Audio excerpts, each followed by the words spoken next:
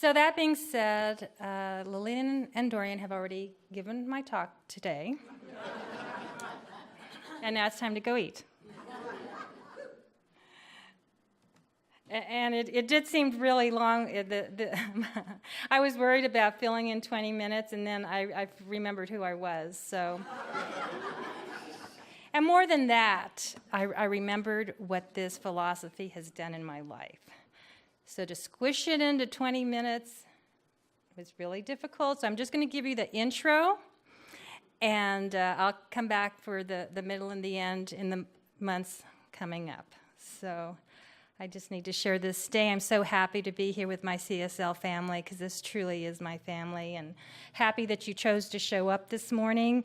And what I share today is my experience with my life, not just since I walked into the center, because this thing works for me even way before I walked in here. I just didn't have a vocabulary or a language to talk about. And so that's what I'm going to share with you. Chapter 2, the way it works. 1, 2, 3, this is the way it works for me and you. I was a kindergarten teacher for many years, so rhyming words is an important part of how I share my wisdom, you know. And my life has experienced such a shift and movement since I walked into the doorway of Mastery of Life Center. I can remember December 16th, 2007, Kathleen Wolfe, I always say, dragged me in here, literally, to listen to Terry Cole Whitaker as a guest speaker. And I found my home. I didn't know I was really looking for it, except now I think my whole life I'd been looking for something. And so I got to spend the next, 4 or 5 Sundays crying every time during service. It just felt so right here. Right, Pat? Like so right. And so that started, I didn't even think about the 1998. If it was that easy to make a pact with my children today, my life would be so different. But now they're adults, and they have their own life. So I'm gonna share the way it works in my life and yours, the thing itself, right? The philosophy of religious science and new thought. So I know all of you went home and read chapter 2 after Reverend Bonnie said you should go read chapter 2. And so if you have noticed, it's only 5 pages long, the shortest of the 4 chapters that we're going to talk about this week. Short but powerful, like my dad was, right? And so I was thinking, well, that should be easy enough to talk about quickly. But then I started thinking about what those 5 pages really have meant in my life, the way it works for me. And in most areas of my life, I really don't need to know the way things work, like my smart TV, my NutriBullet. I was thinking about my NutriBullet, or when I hear the heater come on in the middle of the night that keeps me warm. I've never really been interested enough to find out how it works. I just want it to work. I want to be able to use those things. But as I have embraced that whole idea of new thought, of this philosophy, I really have found the need to know how it works. Because what I realize, if I know how the cogs and gears work in this philosophy, then I can use it in an even higher level of understanding, you know? And so over the years, I have been willing to do the work to learn how this thing works in my life. And the more that I study and I learn about the law of love and life, then the more I'm driven to continue to build that foundation. I want that strong spiritual foundation. I have seen how lives have changed. Sometimes you all can't read what is going on in my head, which is probably a good thing. But so I know that, sometimes I still do have doubts and fears and anxiety. But then I look around at people who have gotten this thing, the thing itself, and we sort of support each other, right? And it's like, yes, I can keep on going. I can keep on going. And so I do want to know how this works. So there was a perfect chapter for me to say yes when I was asked to speak today. So 1, 2, 3. What are the 1, 2, 3 building blocks that I sort of pulled out of chapter 2 for this morning's talk that will allow me that deeper, more mindful understanding of how it works in my life? So the first idea that came to me was first cause. He talks about first cause, and we had a talk last week. Reverend Bonnie's talk on chapter 1 was about first cause, the thing itself. The second idea that came up was infinite power. That infinite power that I already have within me. I don't need to go look for it. I don't need to search for it. It is always and has been within me. So I just need to be willing to tap into that infinite power that's here for me to use. And then the third idea was receptivity, that mental equivalence. What am I willing to receive? If I understand the way it works, and I do the things that I have been led to believe in, to know, that knowingness, then I need to be receptive. And do I want to be a little receptive, or do I want to be that big receptor, right? The big one. So those are the three ideas that popped out for me from chapter 2. And Ernest Holmes talks about that there is that universal mind, spirit, intelligence, that is the origin of everything. It is first cause. That's in chapter 2. And he goes on to say that true thought deals directly with first cause, and that this is the science, the study of first cause. So that's what we do here at Religious Science. Like we study that first cause, that spirit, that truth, whatever you want to call it, right? That invisible essence, the power back of creation, the thing itself, that essence from which my life grows and my life flows from. And what I do know, that as I see my life growing and flowing, that is open and available to everyone. There is nothing magical about one person. This is it's a law. Bonnie talked about the law of gravity last week. It doesn't just work for some. It works for all.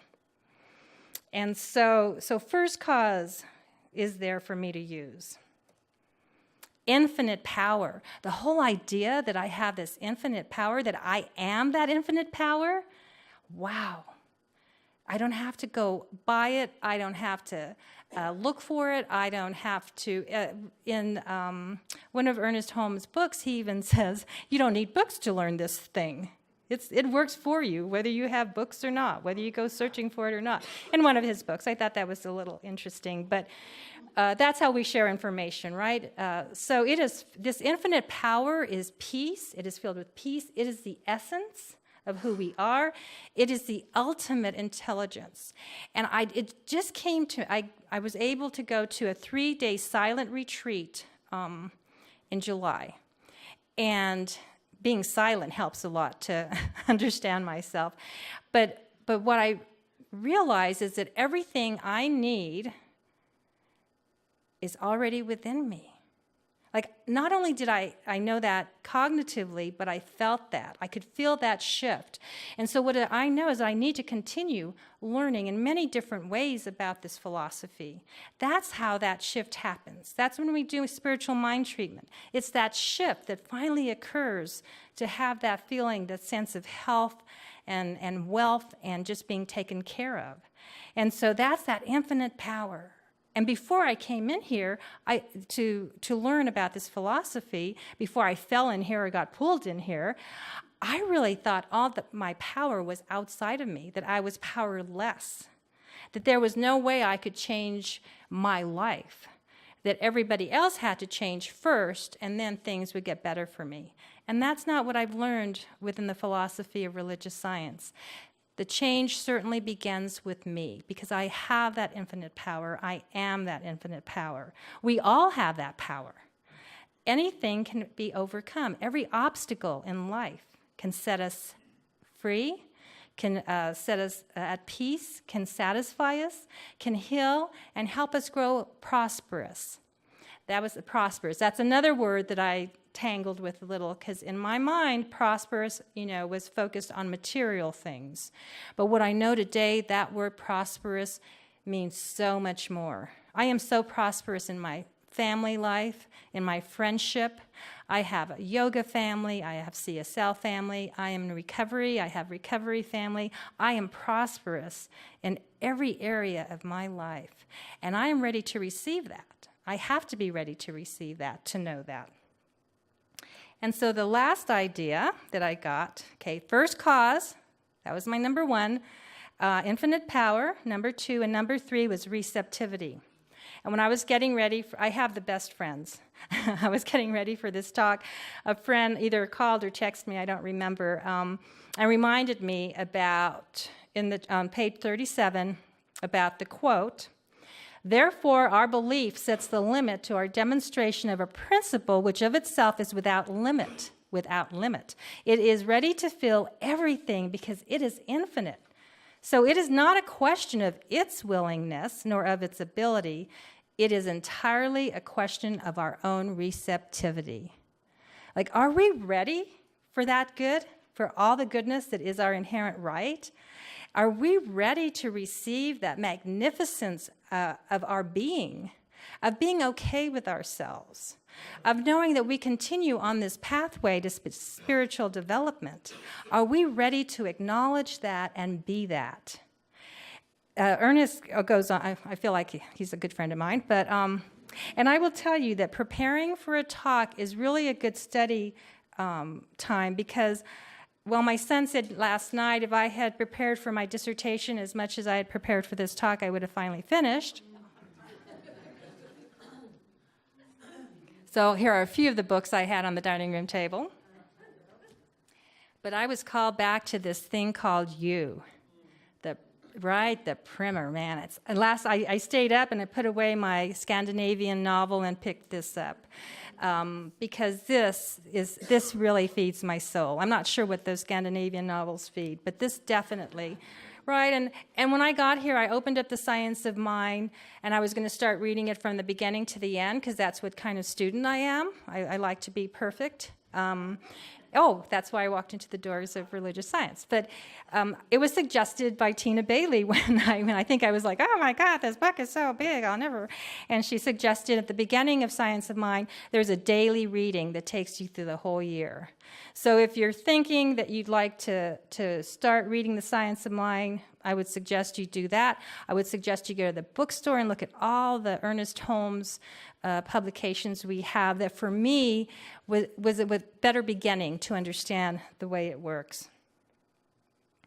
So so those are the three pickups I got from chapter 2. First cause, infinite power, and receptivity.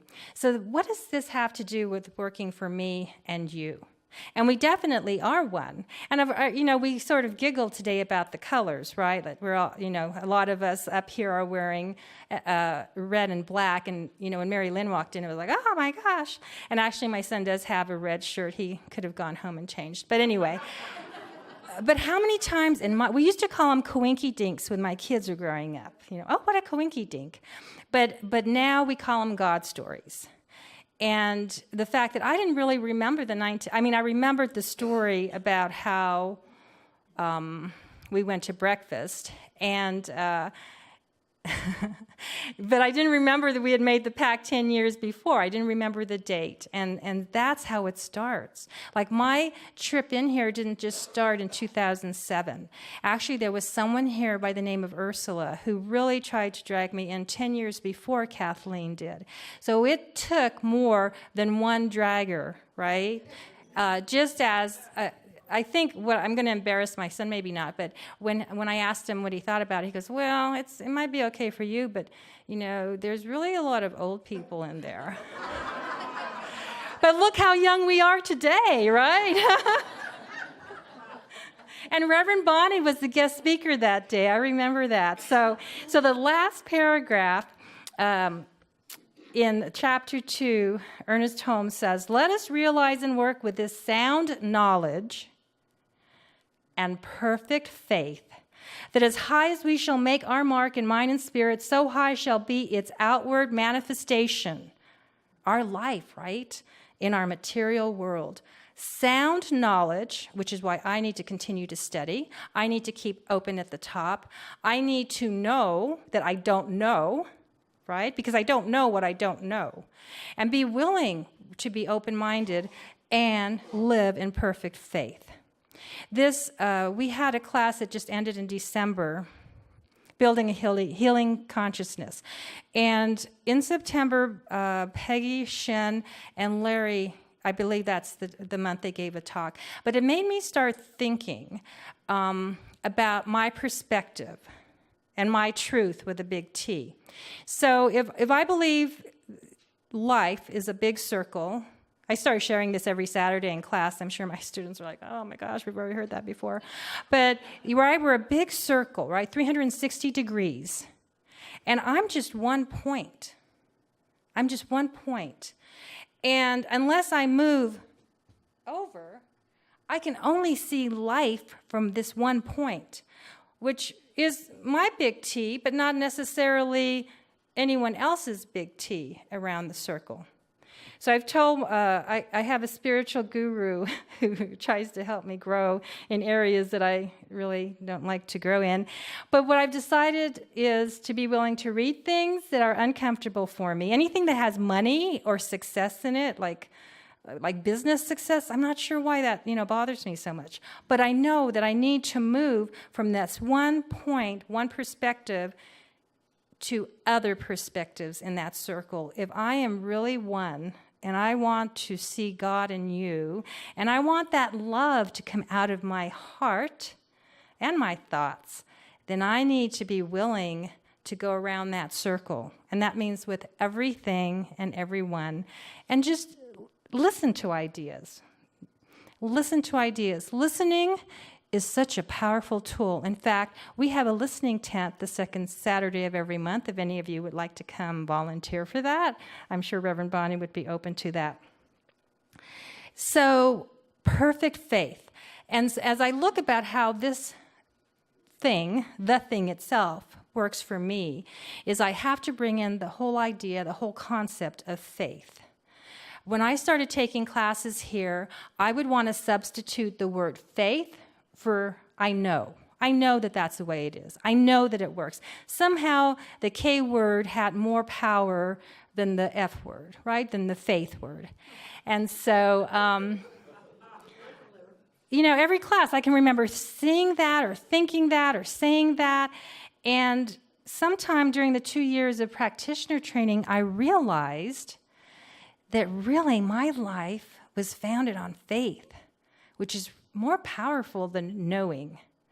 Because I can tell you, I know a lot of things that may or may not be true. Correct? I mean, my big T may not be the same knowingness that you have. So through those 2 years, I realized, knowing is really not that powerful.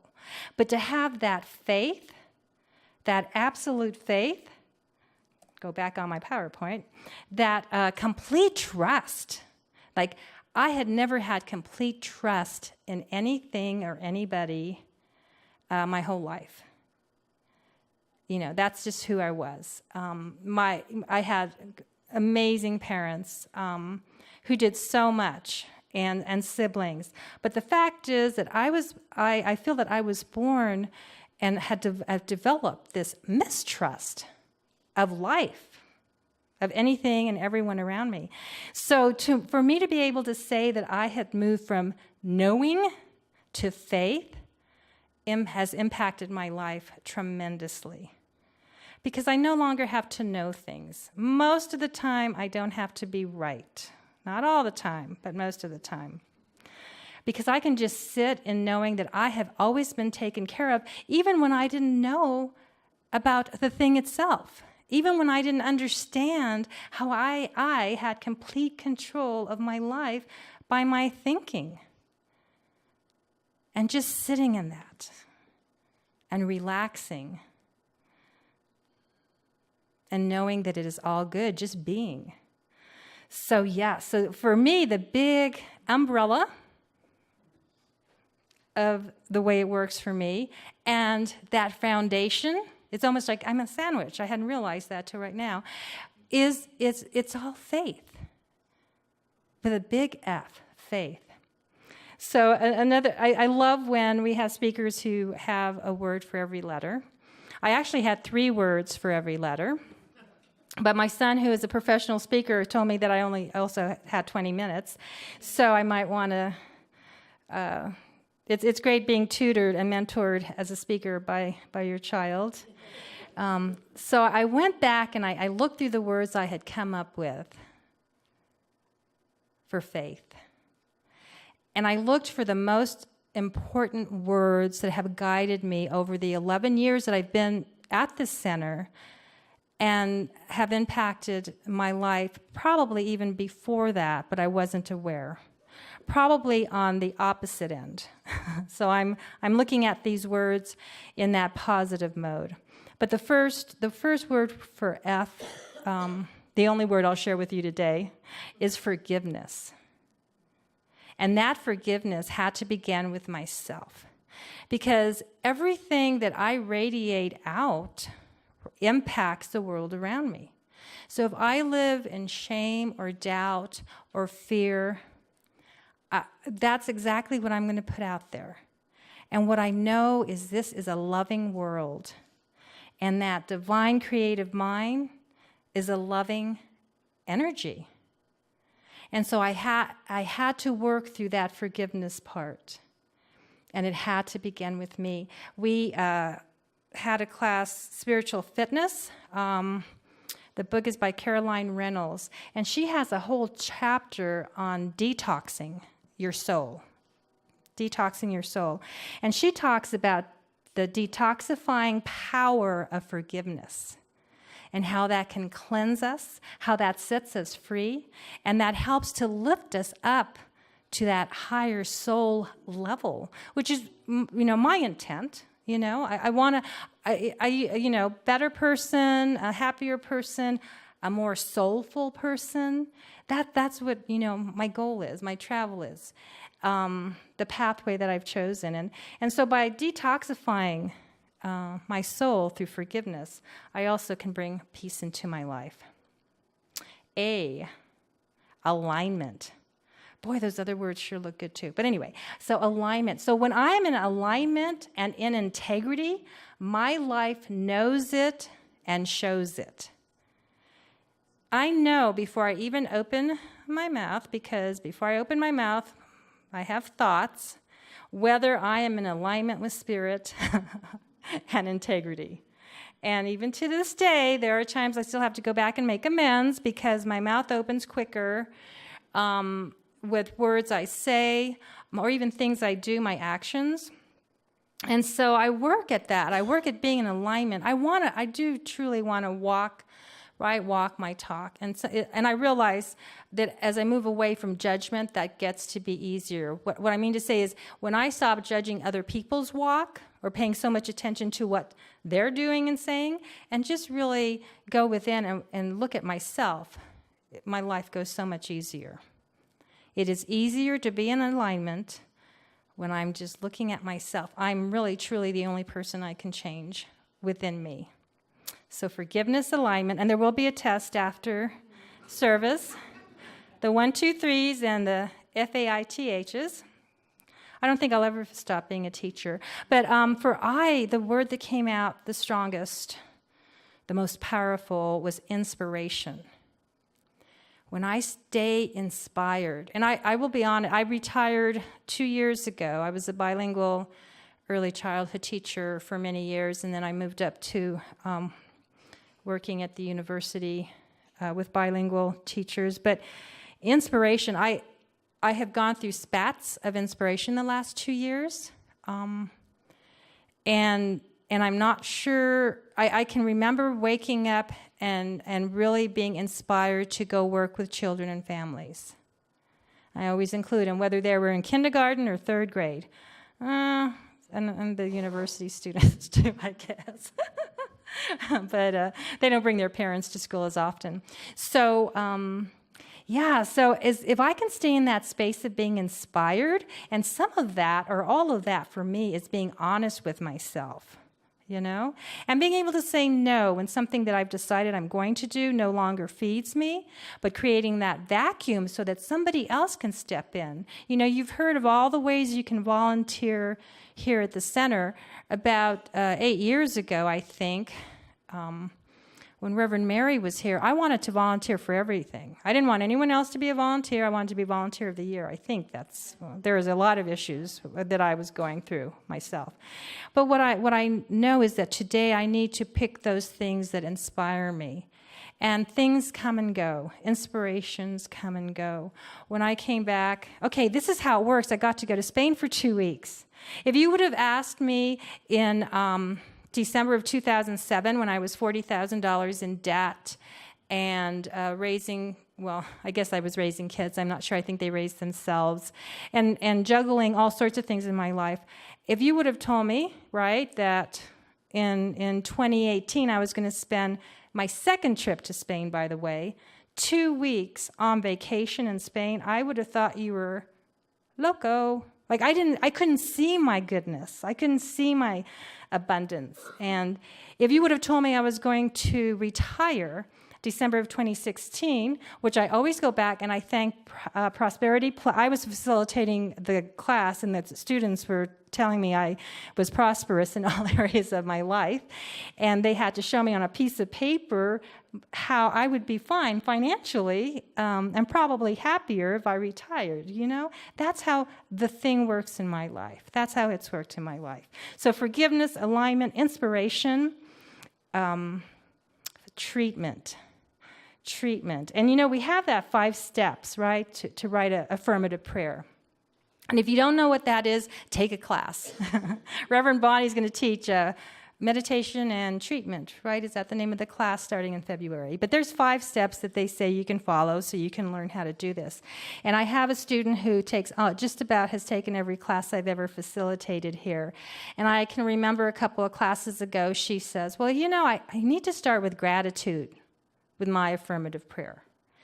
And then I heard the same thing. I just have to tell you, Michael Beckwith feels the same way. Because this summer, he talked about how he felt that for him, anyway, that starting his affirmative prayer with gratitude instead of step 4, which that doesn't really matter here, but that's really gets him into that zone of knowing that he already has everything he needs and he is open to receive even more, coming from that place of gratitude. So treatment has played a very important part.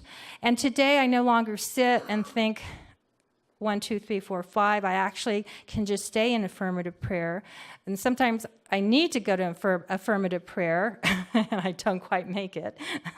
and I have to stop myself. So treatment, affirmative prayer, and harmony. And you know, I didn't realize this in the reading. The word harmony showed up, and Lillian, in your prayer, you closed with the word harmony, and that's not a word that I normally think about, but that goes to show you how the way it works. When I have any doubt that there is one heart, one mind, one thought for all goodness, stuff like that happens. We used to call them coinky dinks. Today we call them God stories.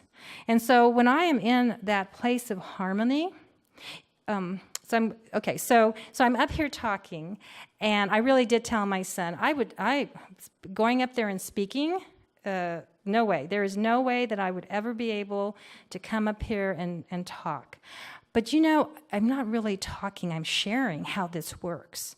And it has so changed my life that I can't help but want to share it with all of you, because it is open to all of us. And even though the appearance in your life might be that your health doesn't look the way you want it to look, your financial situation. I told you earlier I was $40,000 in debt when I walked in here, right? So, and I'm not $40,000 in debt. I better tell you that.